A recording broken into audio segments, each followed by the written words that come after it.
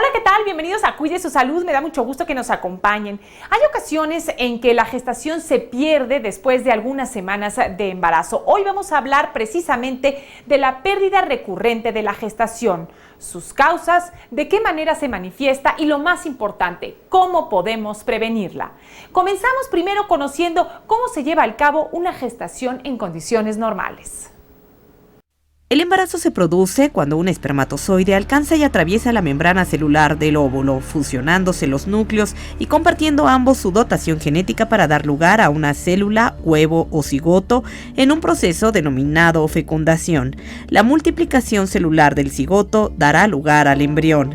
Pero lograr un embarazo no es tan fácil como se piensa. Las posibilidades de que un embarazo se presente en parejas saludables en la que los dos son menores de 30 años y tienen relaciones con regularidad es de solo un 25 a un 30% mensual. El punto de máxima fertilidad de una mujer está a comienzos de los 20 años de edad. A medida que la mujer pasa de los 35 años y particularmente después de los 40, la probabilidad de concebir decae a menos del 10% al mes. El 90% de los casos de infertilidad sufren estrés, ansiedad y síntomas depresivos. El momento apropiado para buscar ayuda para la infertilidad depende de la edad. Para las mujeres menores de 30 años generalmente se recomienda tratar de concebir durante al menos un año sin protección. Después de los 35 años de edad, lo ideal es solo esperar 6 meses teniendo relaciones sexuales sin protección antes de consultar a un especialista en reproducción asistida. Irlanda Maya, cuide su salud. Bueno, y para hablar acerca de la pérdida recurrente de la gestación, damos la más cordial bienvenida en Cuide su Salud al doctor Enrique Rodríguez. Doctor, muchas gracias por estar con nosotros. Gracias, Diana. Doctor, ¿cómo podemos definir la pérdida recurrente de la gestación? Bueno, para empezar hay que comentar que ha cambiado el nombre. Inicialmente se consideraba como aborto habitual, como si alguien quisiera abortar, ¿no? Después cambió aborto recurrente. Actualmente se considera como pérdida repetida de la gestación y también ha cambiado la definición. Inicialmente se consideraban 3 abortos consecutivos idénticos para considerar que hubiera algún problema. En la actualidad manejamos la definición de 2 pérdidas, sin importar si son consecutivas o no, en una sola paciente, para considerar que pudiera haber alguna situación. Doctor, ¿en qué momento de la gestación es más común que ocurra esto? En el primer trimestre, en los primeros 3 meses. Sin embargo, hay otras causas que pueden ser originarias de pérdidas en el segundo, incluso hasta el tercer trimestre. Doctor, ¿cuáles son las principales causas de pérdida recurrente de la gestación? Desgraciadamente, la mayoría de las causas son idiopáticas, o sea, no podemos llegar al diagnóstico definitivo. Sin embargo, podemos dar un tratamiento, eso es lo importante. De la otra parte, que sí son conocidas, tenemos causas que son completamente demostradas, como son las causas genéticas, en donde la mayor parte de los abortos tempranos son por esta situación. Hay otra enfermedad que se llama síndrome de anticuerpos antifosfolípidos, que favorece que ocurran abortos, aunque estos son un poco más tardíos. Hay problemas endocrinos, son problemas incluso diabetes, ovario poliquístico, problemas infecciosos, hay muchísimos autoinmunes y hay muchísimos más en investigación. La idea es tratar de identificar estas que aún no sabemos cuál es la causa puntual, identificar y saber cómo lo vamos a tratar. ¿Hay algún momento en la gestación en el que una mujer pueda estar, digamos, tranquila de que su embarazo va a seguir su curso? Mira, como comentábamos, la mayoría de las pérdidas van a ser tempranas. Por lo tanto, cuando ya pasamos al segundo trimestre, más o menos alrededor de la semana 13 de embarazo, la posibilidad de aborto se reduce muchísimo. Sin embargo, bueno, de todas maneras tenemos que tener ciertos cuidados. Ahora bien, en cuanto a los tiempos, ¿cuáles son las causas ya después del primer trimestre de embarazo, doctor? La causa número 1 es la incompetencia cervical o insuficiencia cervical, en donde esto ya es por peso, el cuello del útero que debería mantenerse cerrado y solo abrirse hasta el trabajo de parto, se empieza a abrir. ¿Sí? Entonces, la mayoría de estos pacientes tienen alguna situación previa, ¿no? Tienen algún aborto, algún grado, alguna cirugía en el cuello del útero que favorece que esto se abra, entonces lo tenemos que vigilar ya en el segundo trimestre. Más adelante regresaremos con el doctor Rodríguez, pero antes vamos a escuchar la siguiente historia. María Ofelia y Gilberto son una amorosa pareja que ya tenía 10 años de buscar un embarazo sin conseguirlo. Durante todo ese tiempo había una constante angustia y desesperación por no encontrar una respuesta favorable. Pues sí, básicamente tardamos 10 años en tenerlos, en más que nada buscarlos, porque vaya, el acudir a uno y otro médico y que nadie te da una respuesta, una solución al problema, pues sí es complicado. Aparte de todo, pues la situación en la que va uno a una fiesta y la presión emocional de ver a los niños y que uno desearlo, pues sí es un poco complicado y deprimente, ¿no? Que te va deprimiendo día a día. En este caso, la infertilidad era causada por un problema conocido como pérdida recurrente de la gestación. Haz de cuenta que nosotros teníamos no podíamos embarazarnos, de hecho tuvimos 4 pérdidas. A los entre el segundo y el tercer mes, perdimos los 4 productos, si eran pérdidas recurrentes. Entonces, el doctor nos recomendó que fuera fertilización in vitro para escoger los mejores óvulos y los mejores espermas y lograr un embarazo llevado hasta el final. Ellos se sometieron a este tratamiento en el Instituto de Fertilidad y Genética. Ahí recibieron una atención personalizada y lograron con éxito un embarazo gemelar a término. Me siento muy feliz, la verdad es que nos vino a cambiar la vida, dentro de la casa, fuera de la casa. Nos ha llenado nuestro hogar. O sea, realmente se siente un hogar. Pues fue una bendición muy grande, primeramente, porque pues había ya una decepción después de varias pérdidas. Y al enterarnos que estábamos embarazados, pues fue una emoción muy grande. Y el verlos ahora, pues es una bendición muy grande. Gracias a una fertilización in vitro, María Ofelia y Gilberto hicieron su sueño realidad y hoy tienen entre sus brazos a sus gemelitos de 4 meses de edad. Irlanda Maya, cuide su salud. Visita la página www.ingenes.com y síguenos en Twitter, @Ingenes, y por Facebook, Ingenes Instituto. Ahí aclararán todas tus dudas y podrás enterarte de promociones especiales. Hacemos una pausa. Regresando, hablaremos de los estudios diagnósticos para establecer las causas de la pérdida recurrente de la gestación. Gracias por continuar con nosotros en Cuide su Salud. Estamos hablando de la pérdida recurrente de la gestación y una de las causas es el llamado embarazo bioquímico. Veamos a qué se refiere. Como parte de su compromiso con la excelencia en materia de diagnóstico, tratamiento e investigación en reproducción asistida, Ingenes cuenta actualmente con una novedosa técnica. Se trata de un método no invasivo para diagnosticar de manera temprana si un bebé presenta anomalías de tipo genético. Estos exámenes se realizan a partir de las células del feto, las cuales se pueden recolectar desde las primeras semanas del embarazo. En Ingenes hemos desarrollado una prueba donde de las células del cuello del útero, si un bebé está dentro del útero, de las células que están en el canal cervical, en el cuello de la matriz, como si tomáramos un Papa Nicolau, podemos tomar unas células que llamamos células fetales, las que caen como por gravedad, por desprendimiento al canal cervical, y de esas células identificar si un bebé viene bien o no viene bien. Esto nos permite tener mayor certeza de que el embarazo vaya a evolucionar bien y que sobre todo tenga mayor posibilidades de tener un bebé sano en casa. Hay muchas mujeres que a medida que avanza la edad, pues tienen mayor preocupación de por qué el tener un bebé sano, y este tipo de metodología nos ayuda a realmente darle respuestas a una mujer que a medida que avanza su edad tiene más riesgo de tener un niño con problemas, de saber si sí viene bien el producto del embarazo, incluso desde el primer trimestre de embarazo. Estas pruebas incluso las estamos haciendo desde semana 8 o 10 de embarazo. Las células se analizan a nivel de cromosomas. De esta manera, se determina si existe alguna anomalía, como las que originan el síndrome de Down o la fibrosis quística. Y entonces amplificamos individualmente el genoma de cada una de estas células. Usamos al menos 4 células por cada bebé. Entonces nosotros podemos identificar cromosoma por cromosoma, del 1 al 23, el X y el Y, y entonces podemos saber desde el sexo las grandes pérdidas o ganancias. Una pérdida o una ganancia muy grande, por ejemplo, es la trisomía 21 que causa el síndrome de Down. En ese sentido, hay varias aneuploidías, hay varias trisomías que se pueden detectar en los diferentes cromosomas y algunas enfermedades genéticas.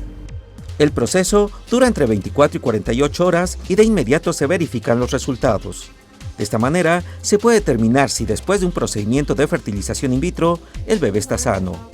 Todavía sigue siendo un protocolo de investigación que hemos desarrollado en conjunto con el CIMBESTAB, que es una unidad de investigación del Politécnico Nacional. Una investigación totalmente mexicana que se convierte en un importante avance médico. Esta investigación, tanto la idea como los fondos, como los investigadores, todos son mexicanos e incluso de otros países ya han venido a ver cuáles son nuestros primeros resultados de esta investigación. Investigación en la que pueden participar mujeres que se encuentren en las primeras semanas del embarazo. Básicamente una mujer embarazada que está en las primeras 8 o 10 semanas de embarazo tendría que inscribirse y mandar un correo electrónico a través de nuestra página web de www.ingenes.com y allí con esta información nosotros le mandamos los requisitos para que se pueda tomar su muestra del canal cervical en las semanas correctas de embarazo. Juan José Alvarado, cuide su salud. Leti Ledo y Antonio Gutiérrez son una feliz pareja con 7 años de casados. 6 de esos años estuvieron buscando un embarazo. Ellos cuentan que probaron de todo y nada les resultó. Desgraciadamente pues no se dio la oportunidad porque acudimos a lugares donde existía la charlatanería, donde nosotros queríamos tener un bebé, no se pudo, el logro pues apenas se pudo tener con Ingenes, con los tratamientos y con todas las propuestas que nos dieron. Pero la experiencia de enfrentarse a la infertilidad es difícil, dura, por muchos factores personales, sociales, familiares. Pues es tan difícil que a veces te encierras tú sola, ¿no? Porque no quieres contagiar a tu pareja. Si tu pareja te apoya, es un apoyo bien grande. Mi mamá lo ha dicho y siempre lo dijo. Mientras tengas un hombro y ese hombro nunca se quite y ese brazo derecho no se quite, vas a ser tú más fuerte. Yo el apoyo bien grande lo tuve de mi esposo. Yo lloraba demasiado, o sea, era pedirle mucho a Dios, decirle, ¿por qué yo? Leti dice que para su esposo Antonio Gutiérrez la experiencia tampoco fue fácil. Ella se dio cuenta de que había mucha tristeza en él porque el anhelo de tener un bebé era muy fuerte. Fíjate que él es muy reservado, o sea, él no me decía absolutamente nada, pero yo lo veía con sus sobrinos, con mis sobrinos. Al tratar de lo que es a los bebés, decías, por Dios, él no me dice nada, pero yo lo veía en su actitud, en su forma de agarrar a los bebitos, es decir, él lo desea. Bueno, es una situación que desgraciadamente es un poco triste, encuentras muchos sentimientos, ¿no? Ahí son sentimientos encontrados donde encuentras tristeza. Afortunadamente, a través del programa Cuide su Salud, supieron de un instituto de fertilidad y genética de prestigio. Ahí encontraron una respuesta positiva. Él, desde que llegamos, no eres un expediente más, ¿eh? O sea, yo me sentí, soy parte ellos se ponían parte del problema. Entonces yo decía, no, de aquí soy. Aquí me quedo, ¿no? Entonces todos desde la recepción, desde las señoritas enfermeras, el doctor, lo vuelvo a repetir, es una persona que realmente nos ayudó y el apoyo fue grandísimo de él más que nada. Hay una bendición bien grande, una satisfacción de decir, sabes que lo ves, todavía lo sigo viendo y de verdad no lo creo, no lo creo, de ver los juguetes tirados, de preparar una mamila, de pararme en la madrugada, a veces eso ni se me hace pesado, al contrario, digo que gracias a Dios tengo un bebé. Es una satisfacción, yo creo que es algo que yo se lo recomiendo a todas las parejas, ¿no? Que cuando quieran ser padres no lo posterguen, es ya. Vuelvo a decir que Dios sabe por qué hace las cosas y no deben de postergar una decisión así. Irlanda Maya, cuide su salud. Regresamos con el doctor Enrique Rodríguez para que nos explique, doctor, ¿cuál es el manejo cuando se habla de pérdida recurrente del embarazo, dependiendo obviamente de la causa? Sí, como lo comentas, son muchas causas diferentes, por lo cual cada una podría tener un tratamiento específico. Sin embargo, considerando que la mayoría de las veces son problemas genéticos, para problemas genéticos habitualmente recurrimos a la fertilización in vitro con algo de diagnóstico genético, ya sea por morfología.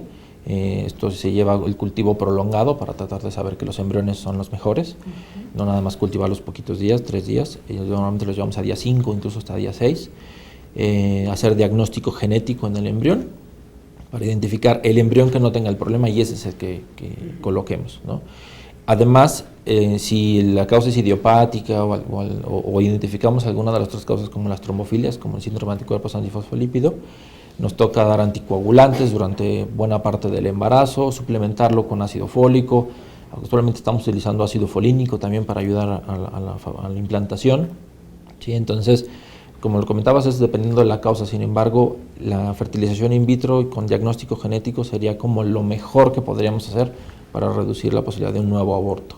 ¿En qué momento del desarrollo del embrión se toma esta célula para hacer el diagnóstico genético preimplantatorio? Se puede hacer el diagnóstico en día 3, cuando el embrión ya tiene 8 células, se puede extraer una de las células, o se puede llevar a día 5. El problema de llevarlos a día 5 es que tenemos que esperar 1 o 2 meses más para transferirlos. Entonces, dependiendo del caso, se pueden biopsiar en día 3 o incluso hasta día 5.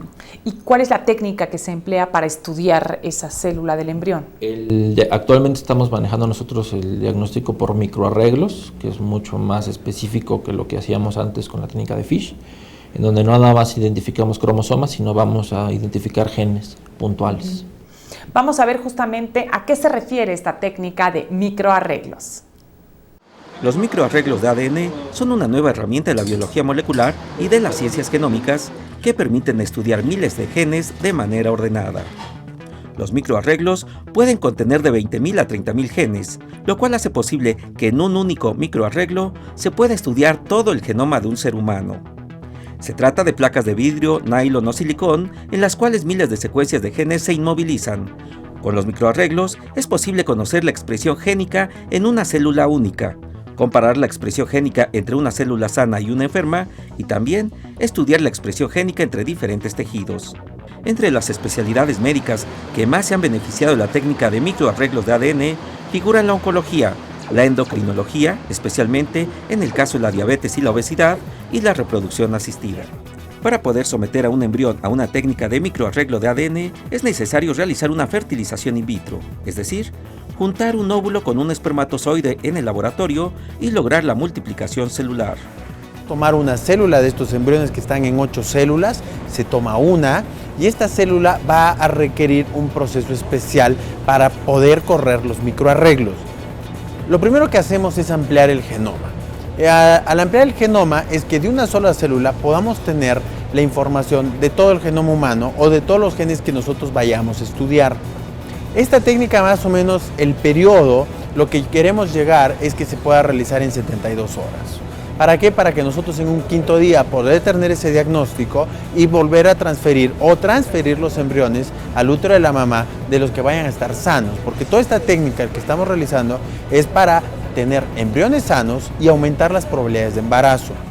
Esta técnica se recomienda en mujeres mayores de 35 años que se someten a reproducción asistida con la finalidad de asegurar la salud genética de su bebé. Los resultados se interpretan mediante escáneres láser y cámaras especiales para la detección de marcadores fluorescentes que fueron colocados sobre la muestra. Esta técnica se recomienda en mujeres mayores de 35 años que se sometieron a una reproducción asistida, esto con el fin de asegurar la salud genética de su bebé. Juan José Alvarado, cuide su salud. Doctor Rodríguez, ya una vez que se sabe que el bebé que va a ser implantado, el embrión que será implantado es genéticamente sano, ¿de qué manera incrementa esto la posibilidad de una gestación exitosa? Muchísimo. Depende mucho, el porcentaje no es puntual porque depende mucho del número de pérdidas que haya tenido esta pareja antes y además de la calidad de los embriones y de la edad de la paciente. Entonces, de eso depende básicamente, pero si encontramos por lo menos un embrión de alta calidad con diagnóstico genético normal, las posibilidades son arriba del 70% por intento. Además de lo que usted manejaba del manejo farmacológico, ¿qué técnicas son las indicadas en este caso para asegurar, digamos, al máximo esa gestación? Pues básicamente el diagnóstico depende del embrión, o sea, la mayoría de los abortos, y esto es algo que les genera mucho conflicto a las pacientes, la mayoría de los abortos, el problema está directamente en el embrión. Entonces la mamá no tiene la culpa de que ocurre el aborto y no podemos realmente hacer muchas más técnicas en ella. Es básicamente suplementarla para que el ambiente materno esté en las mejores condiciones para que el embrión no tenga pretexto para fallar. La parte endometrial, doctor, la receptividad, digamos, del endometrio, ¿qué tan importante es? Es una de las causas no tanto de aborto de repetición, sino de fallo de implantación. Entonces el endometrio es importante para favorecer que el embrión implante. Aunque el embrión es la parte activa para que implante, el endometrio tiene que tener las condiciones ideales para permitir esta implantación, y esto solo ocurre en una etapa muy pequeña durante el ciclo menstrual. Entonces hay que identificar el momento preciso para colocarlos. Doctor, en el caso de la edad avanzada de la madre, ¿cuáles son las alternativas que se puede ofrecer a esa pareja?